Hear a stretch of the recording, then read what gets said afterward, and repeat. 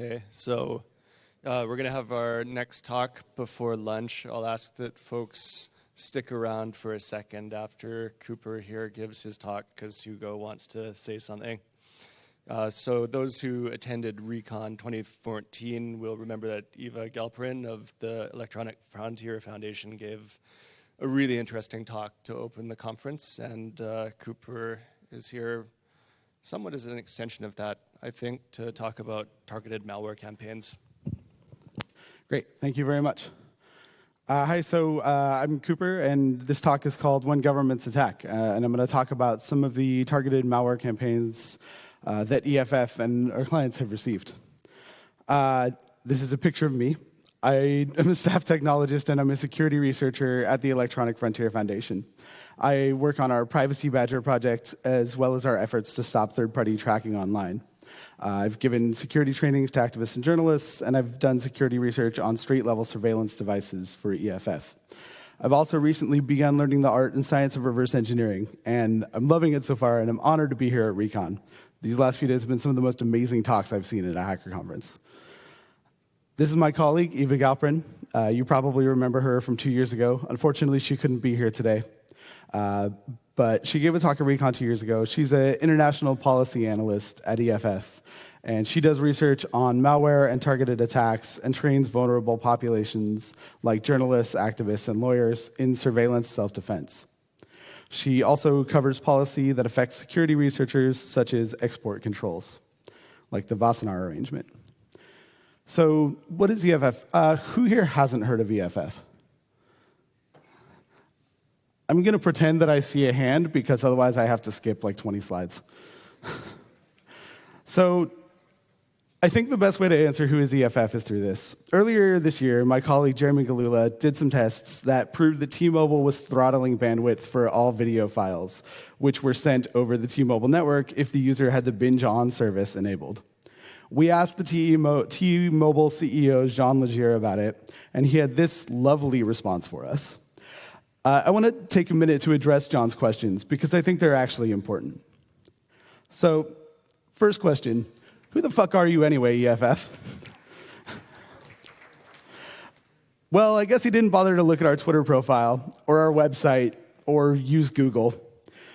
Oh well, I suppose I'll have to explain it for him. We're a nonprofit that's been around for 25 years, and our mission is to make sure that when you get online, your rights come with you. We're probably most notorious for our legal work, such as the many lawsuits against the NSA for unconstitutional spying, which we're involved in. This is something we've been doing since 2006, and we're kind of hipsters. We were doing it before it was cool. We also defend hackers in court when they get into trouble for doing security research. Ideally, we advise them when they have questions about their research so that they don't get into trouble in the first place. I should note here that I'm not a lawyer, and I am certainly not your lawyer. So nothing in this talk constitutes, or the questions and answer constitutes legal advice. If you have any legal questions, find me after the talk, and I'll put you in touch with the people who do that sort of thing. So the second question, why are you stirring up so much trouble? Well, it's our job. That's why we're stirring up so much trouble. It's literally what we get paid to do. We have an amazing activism team that spends all day thinking of new ways to stir up trouble.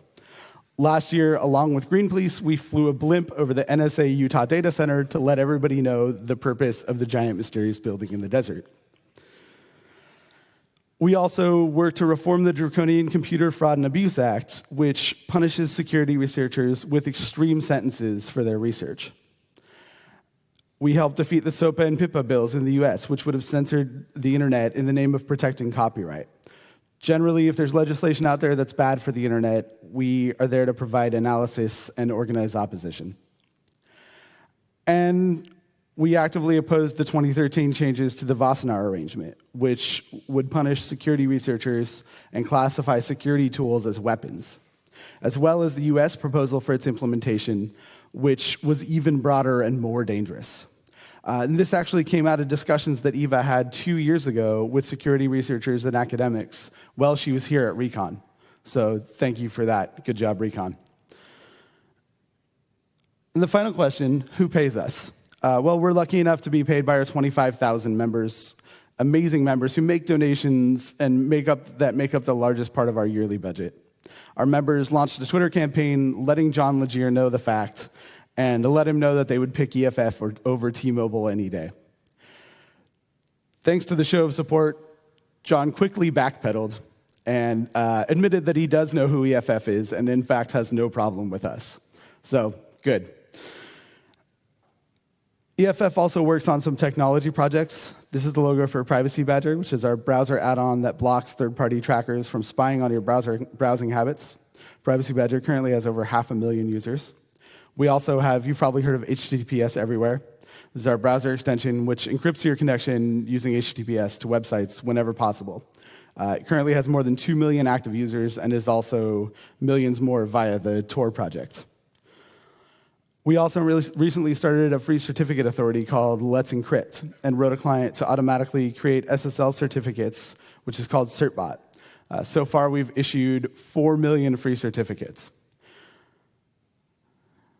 So it's less well known that EFF also does security research, mainly focused on vulnerable populations.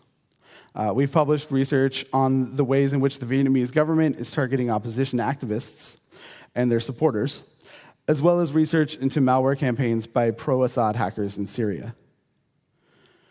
My colleague, Dave Moss, and I researched vulnerabilities in automatic license plate readers after we received a tip that Shodan could be used to find them on the internet. We discovered hundreds of ALPR devices all over the US that were open to the internet with no authentication at all.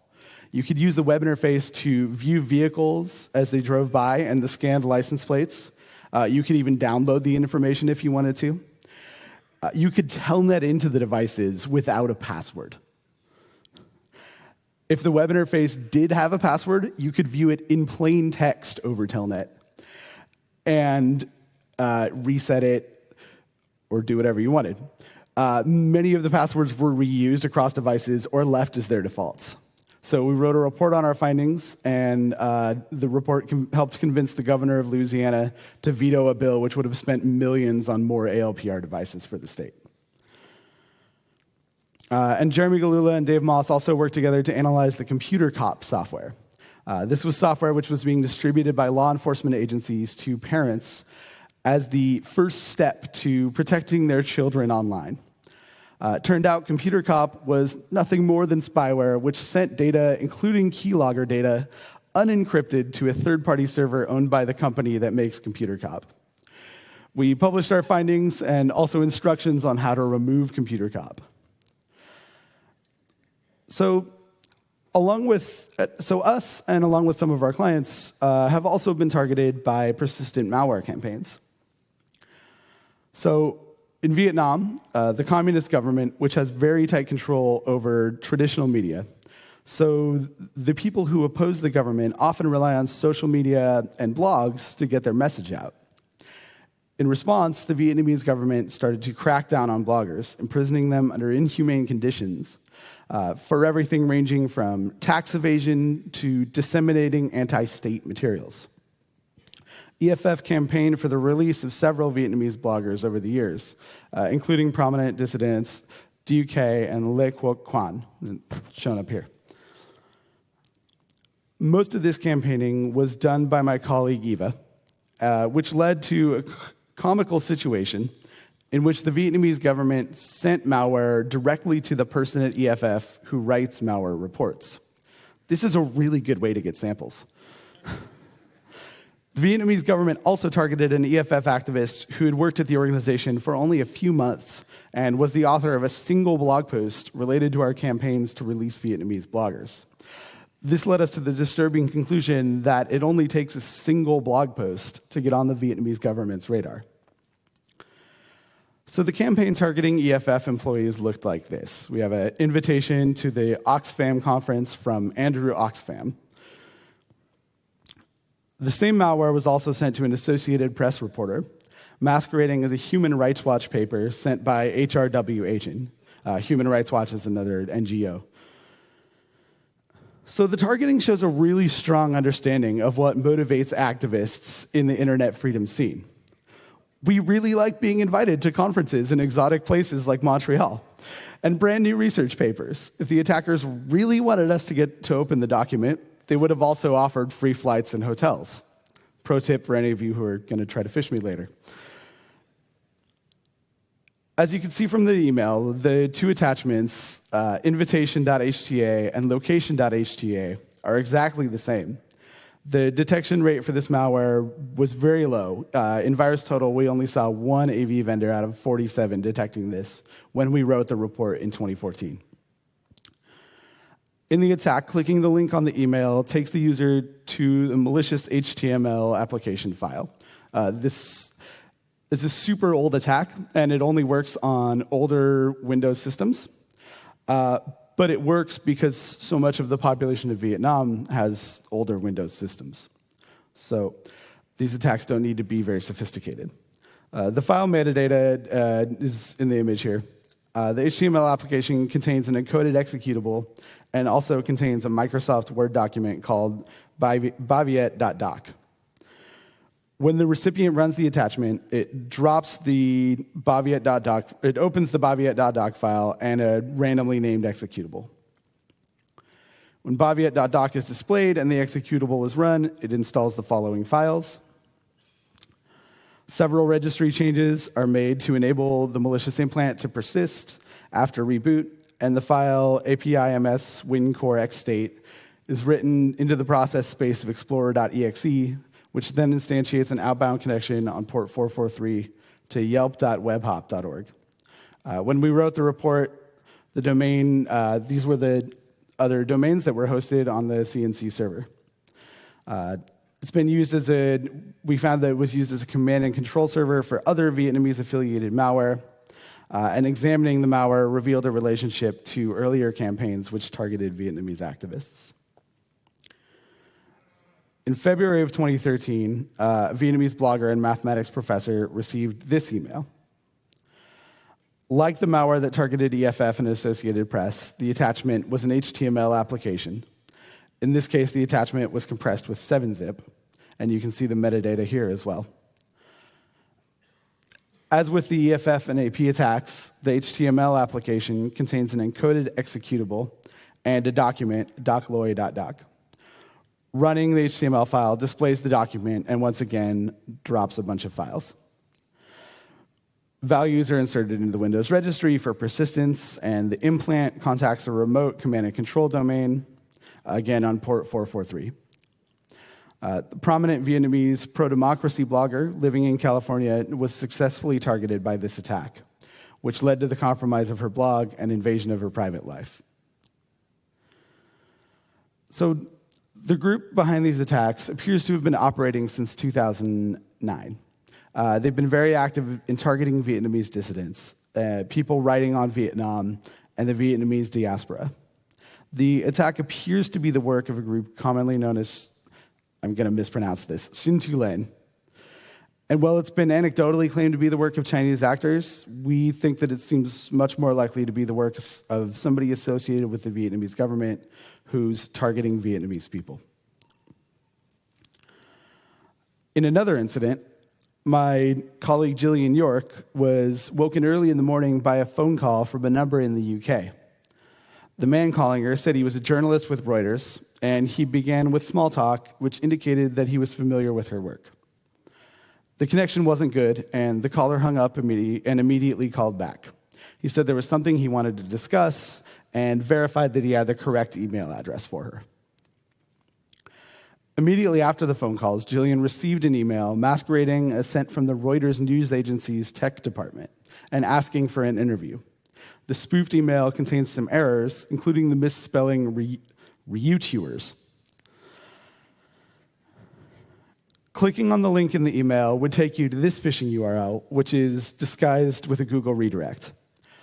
Luckily, Jillian is smart, and she recognizes a phishing attack when she sees one. Since she didn't click the link, the attacker got impatient and called her back, insisting that she open the document. At this point, aware of what was going on, Jillian decided to have a little fun with the attacker and requested that he include the text of the message in the body of his email, knowing, of course, that he wouldn't. The attacker sent the same email again. this time from a different email address. He then called Jillian, continuing to insist that she open the document, saying that it was from his personal email address, so it must be okay. Jillian, of course, refused. The attacker then called her 30 more times that day, which didn't do anything to increase his credibility. The angry ex-boyfriend approach. The attack wasn't successful. Sorry. So Citizen Lab researchers John Scott Railton and Katie Klimola researched and wrote a report on these attacks, which, in addition to Jillian, had targeted Iranian activists. Due to the nature of the targets and other indicators, the researchers concluded that the attacks were likely of Iranian origin. We think that Jillian was targeted because of her work with Iranian activists. Meanwhile, in Ethiopia, we saw a political situation unfolding that was very similar to Vietnam, an increasingly repressive government exercising control over all local media. Independent media relying heavily on social media and blogs to get their message out, and a crackdown on bloggers. Probably the best-known Ethiopian dissidents are the Zone 9 bloggers, who've recently been released and acquitted after years of physical threats, intimidation, and legal battles. The Zone 9 blog gets its name from Kaladi prison outside of Addis Ababa, which is divided into zones, with journalists and political prisoners being held in Zone 8. The bloggers have been vocal in their critique of the government policy and practice, especially the growing role of government surveillance and ever-worsening crackdowns on independent media and on free expression. For years, they fought a protracted legal battle in which the government charged them with working with foreign organizations that claim to be human rights activists and agreeing in idea and receiving finance to incite public violence through social media. That was the charge, that's a mouthful. The Ethiopian government has the power to intimidate and imprison bloggers, dissidents, and journalists within its own borders. But it's harder for them to reach influential dissidents who are part of Ethiopia's diaspora community outside of the country. For this capability, the Ethiopian government turned to rats. Significantly, the Ethiopian government is one of the few governments that can boast having purchased both FinFisher and Hacking Team implants. This is sort of a belt and suspenders approach to government spying. And I suppose neither one of them worked out very well in the end. This report by Citizen Lab includes an analysis of the FinSpy campaign in Ethiopia that used pictures of the opposition group Jinbot 7 as bait to infect users in the spear phishing campaign. One of the victims of this campaign was an activist who was living in Washington, D.C., who goes by the pseudonym Kidani. So EFF represented Kidani in a lawsuit against the Ethiopian government. With the help of researcher Bill Marchek, we were able to demonstrate that the Ethiopian government had used FinSpy to spy on Mr. Kidani's Skype calls and Google searches. Since they did so without a warrant, we argued that the Ethiopian government illegally wiretapped and invaded the privacy of our client, a U.S. citizen on U.S. soil. If you're going to spy on Americans on American soil, we think that you should have to follow U.S. law. The federal court recently dismissed the case, unfortunately, and we're currently drafting our appeal. And then there was PawnStorm, also known as Dancing Bear, So we used to own the electronic frontier foundation.org, but we'd apparently let it expire a few years ago, and it fell into the hands of domain squatters. In August 2015, we got a call from some friends on the Google security team letting us know that they'd observed electronicfrontierfoundation.org being used as part of a targeted malware campaign. We began looking into it, and we noticed a large number of similarities to the PawnStorm attack campaign, which was going on around that same time. Trend Micro had done a report on the PawnStorm campaign a month before, and in it they described how a spear phishing campaign was directing users to a Java exploit, which then downloaded and executed a dropper for the said NIT malware. Trend Micro rolled the attribution dice, and linked the Pawn Storm campaign to Dancing Bear APT28, citing the fact that they were using the same custom malware and have similar targets. In 2014 paper, FireEye linked APT28 with the Russian government based on technical evidence, technical sophistication, and the targets chosen. You already heard all about Dancing Bear or APT28 from the excellent talk on Friday by Joanne, Jesse, and Thomas from ESET, so I'm not going to get into detail about them here. Those guys did way more research than I have, and it was a fantastic talk. So, is the fake domain really APT28? Well, let's go through the evidence. We have electronicfrontierfoundation.org, which is an excellent domain for spear phishing, so I think we can check that off. We have a Java exploit, which is the same as the one reportedly used by PawnStorm, so I think we can check that off. We have a dropper, which is named cormac.mcr. This is the same name that was observed to be used in the PawnStorm campaign. Unfortunately, we weren't able to recover a copy of the dropped sednet file, though we did find a sample later. But despite that, drawing from these conclusions, it seems likely that the organization that behind the fake EFF phishing attack is likely the same one as PawnStorm and also, therefore, has ties to the Russian government. Past attacks have targeted Russian dissidents and journalists, U.S. defense contractors, NATO forces, and White House staff. We don't know who the targets were for this particular attack, but it doesn't appear that it was anyone in the EFF staff. So let's talk about the exploits, because this is recon. There were 2 Java exploits at work here, both of which were O-Day when the PawnStorm attacks began. The first 0-day disabled click-to-play protections that Java has in place, allowing for an unsigned Java applet to run automatically in the browser as soon as you click the link. The second was an object deserialization vulnerability, which allowed the attacker to modify an attribute on an unrelated object. In this case, the attacker used it to turn off the Java Security Manager, which then allowed them to download and execute the binary file. So Trend Micro already did quite a bit of research on the Java exploits, so I'm only going to briefly explain them here. The click-to-play exploit takes advantage of the Java Network Launch Protocol, or JNLP.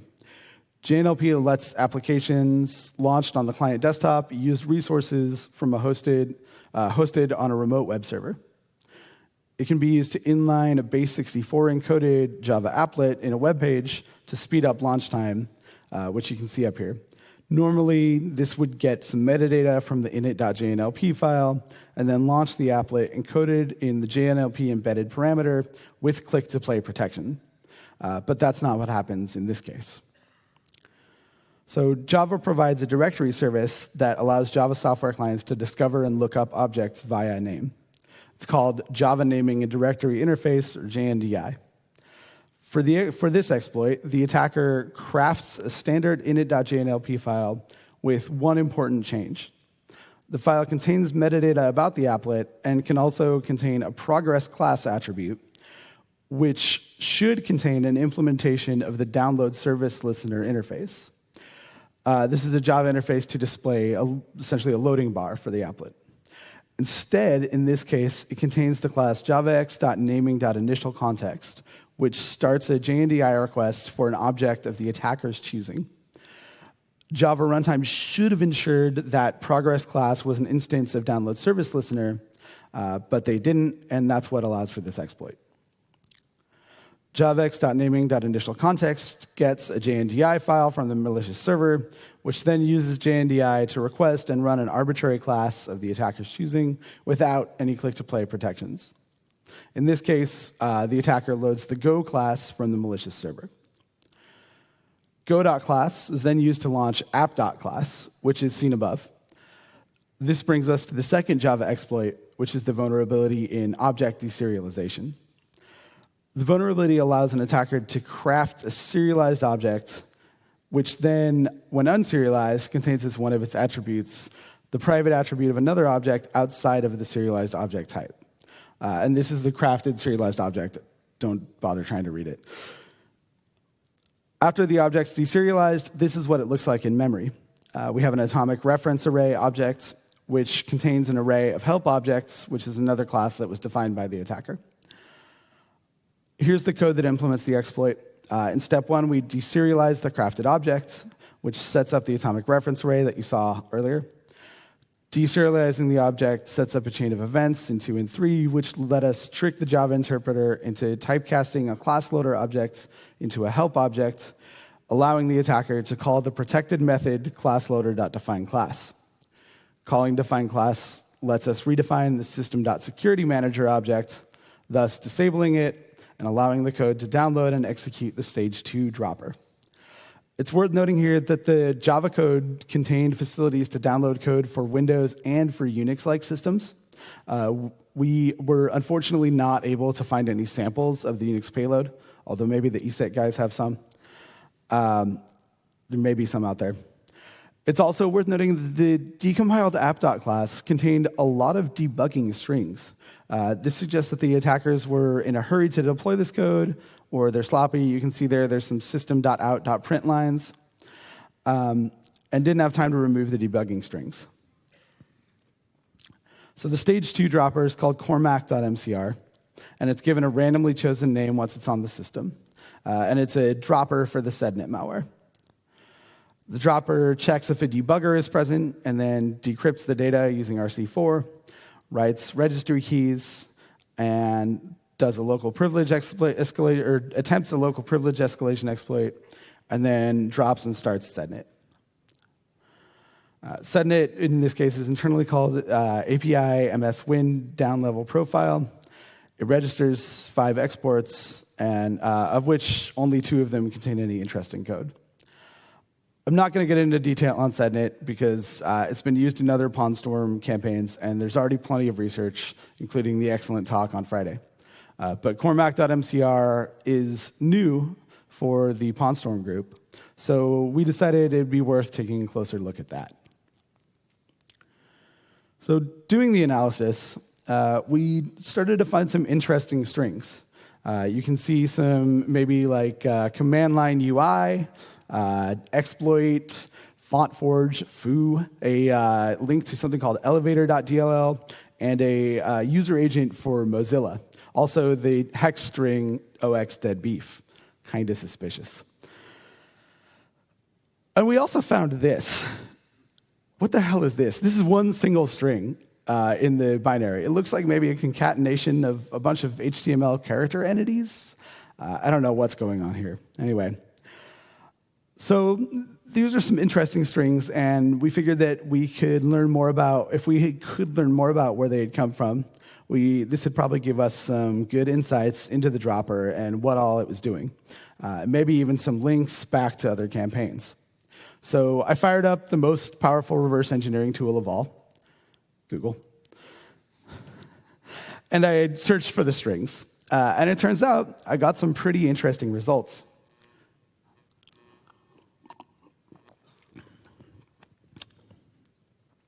So about a year ago, the notorious mercenary hacking group Hacking Team had their servers completely owned. The hacker, Phineas Fisher, dropped about 400 gigabytes of documents, email, source codes, exploits, and binaries. One of the binaries contained many of the same interesting strings from the dropper. The binary is calcelevator.exe, which appears to be a proof of concept for a local privilege escalation exploit for Windows. Here you can see a hex dump of the data section of calcelevator.exe and cormac.mcr.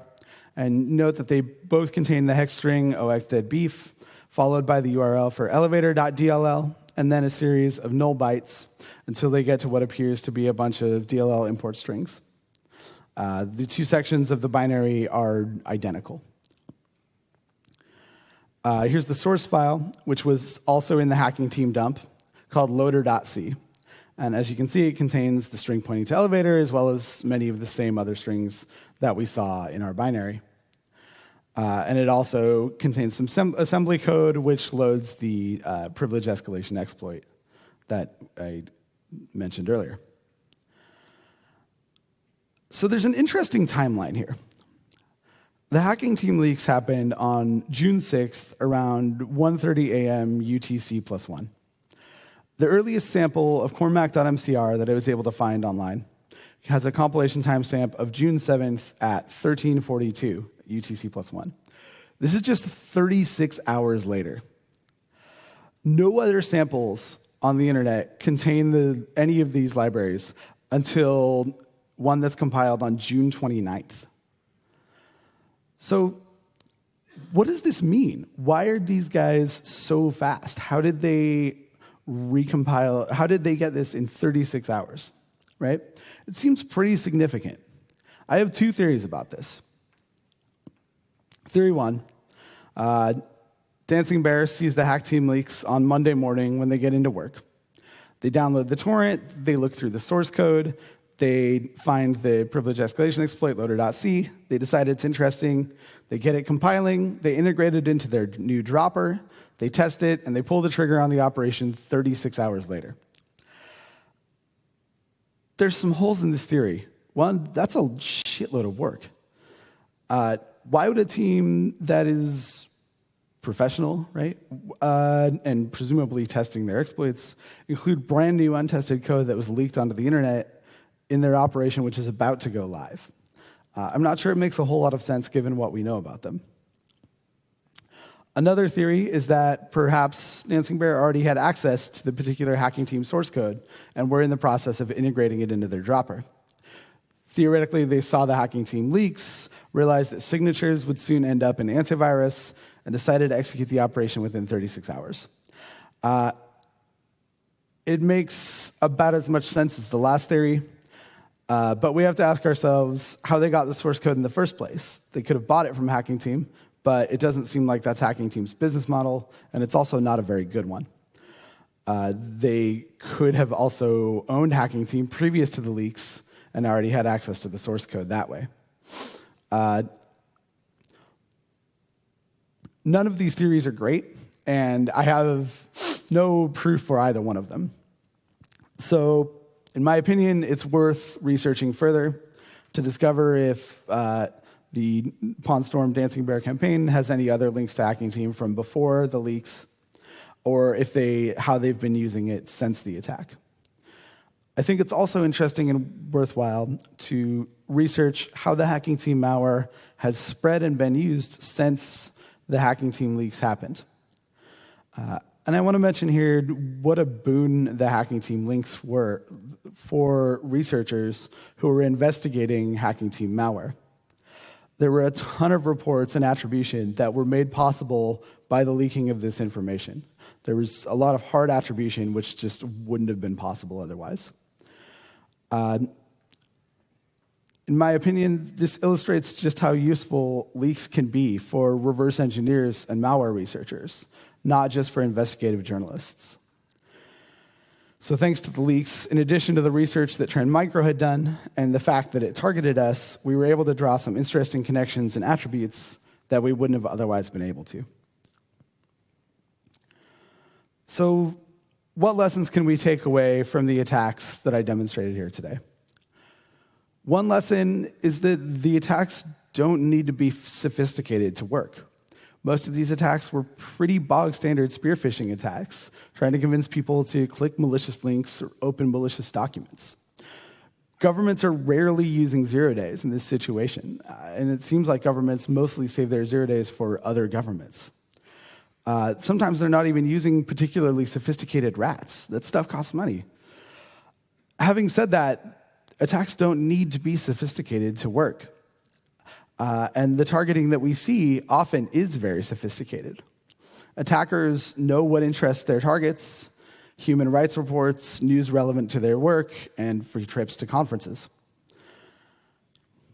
So 2 years ago, my colleague Eva Galperin embarked on a campaign to get security professionals more involved in this particular kind of security research, which we felt was typically overlooked because it's often not technically sophisticated. We discovered that there were a lot of reversers who were interested in helping, but integrating them into our workflow proved to be quite difficult. Our work in the area has a lot of aspects, and some of the things we do are community relations and trust building. Eva travels all over the world, and other of my colleagues, and work directly with vulnerable populations on the ground. This helps us to build the kind of trust relationship that you need in order to convince an activist who's being spied on by her government to give you full access to their devices full of potentially sensitive information. We also do incident response, malware analysis, and write reports about the malware that we find. We work to educate vulnerable populations about the specific threats that they face in doing in-person trainings, as well as through our Internet Privacy and Security Guide, the Surveillance Self-Defense Guide. Sometimes the work that we do has implications for policy or for law enforcement, in which we write policy papers. Or we do activism around these issues, such as our work opposing the changes to the Wassenaar Arrangement. We also work to convince companies to change their practices or policies in ways that help protect users, especially vulnerable populations like activists and journalists. And last of all, we do follow-up. Sometimes that means alerting a company that one of their machines has been compromised and used to host a CNC server. Sometimes that means sitting down with a victim and getting their laptop back into a state where they can use it for their everyday work, holding their hand and telling them that everything is going to be okay. As it turns out, security research communities mostly interested in doing the actual malware analysis because that's the fun part, and that's what we're good at. Prepared to give their time, but they want to be presented with a finite task that they can complete in a couple of hours because you have other work to do. Only a small portion of the work that we do fits this description, and which made collaboration tricky. We made a lot of great contacts, but few of them ended up being able to contribute to our research because it mostly wasn't the type of or scope of work that they were prepared to commit to. So what do we do now? Eva's Russian, that's the fixation on Stalin. The AV industry is in a unique position to see many types of attacks. We would like them to issue the kinds of warnings to people they think are being targeted by nation states that Google and Twitter do. It would also be good for these warnings to actually be useful. When Twitter started sending out warnings to its users, telling them that they thought they might be targeted for a nation-state attack, they advised users to use Tor and included a link to EFF's Guide to the Safety of Social Networks, neither one of which would actually protect you from a state-sponsored attack. Google advises victims to change their passwords and turn on two-factor authentication, which might actually help mitigate attacks. So, what can you do? Pick an organization that you care about and offer them your services. There are a bunch of great organizations in the world: Amnesty International, Human Rights Watch, Freedom of the Press Foundation, Fight for the Future, et cetera, et cetera. And most of them have small to no technical budget and zero security budget. When you go to these organizations, realize that you're not going to be hailed as a magical rock star unicorn, which a lot of us are used to being treated like. In fact, they might not even understand what the hell it is that you do. What is this reverse engineering nonsense?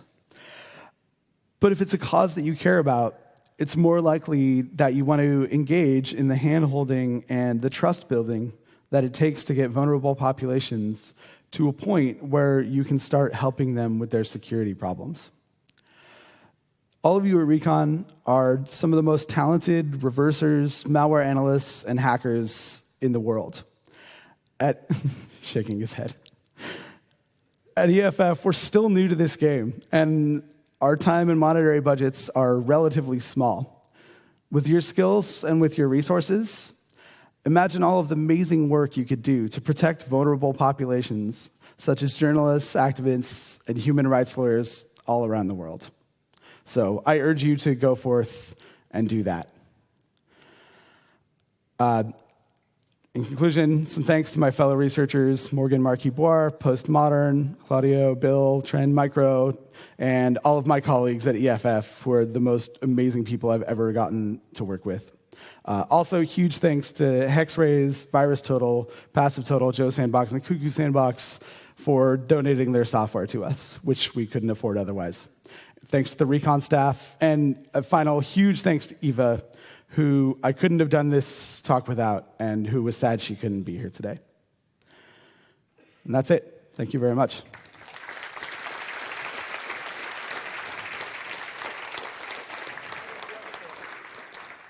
So, yeah, I think we have time.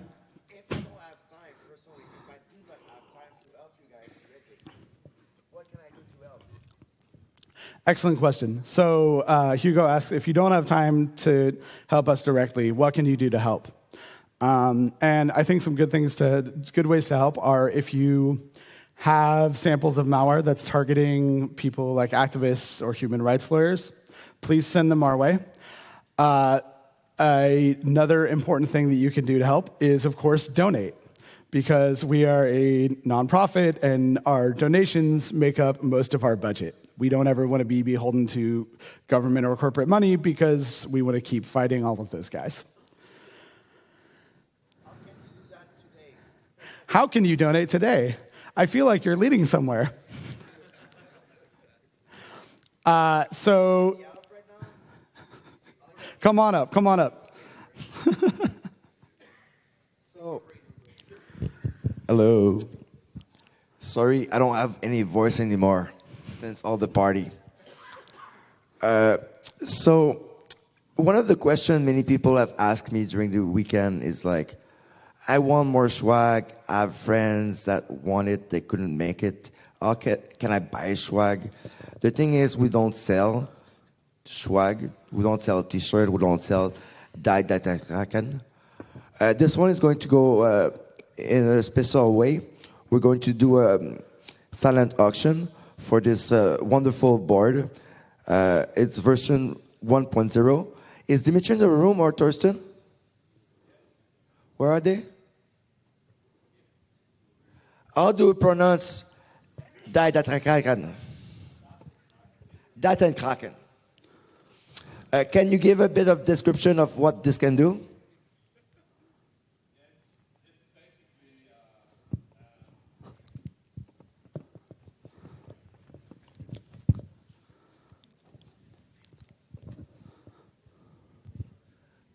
It's probably best described as a bus pirate on steroids.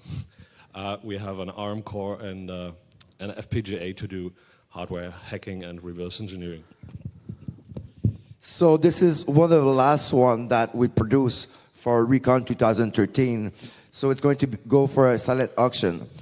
If you want other swag, and we have swag from the past year, like you see, there's a donation box.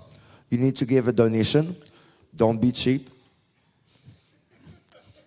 But you ask what you want, if they have it in your size, or we have like towels and stuff, and like we have a bunch of swag, or like the hoodies. So you put money in the donation box, and you get the swag.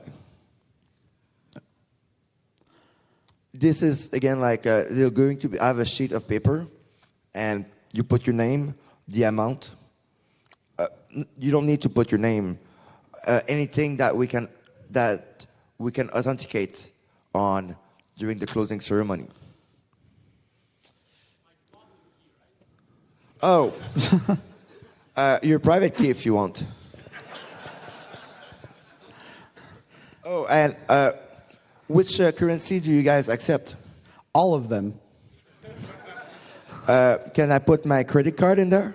Yeah, definitely. Credit card numbers. Do I need to put the PIN number as well? Yeah. No, it's super important to have the PIN number. Oh, yeah. Okay. Also, if you're going to donate via Bitcoin, be sure to submit your private key. Hey.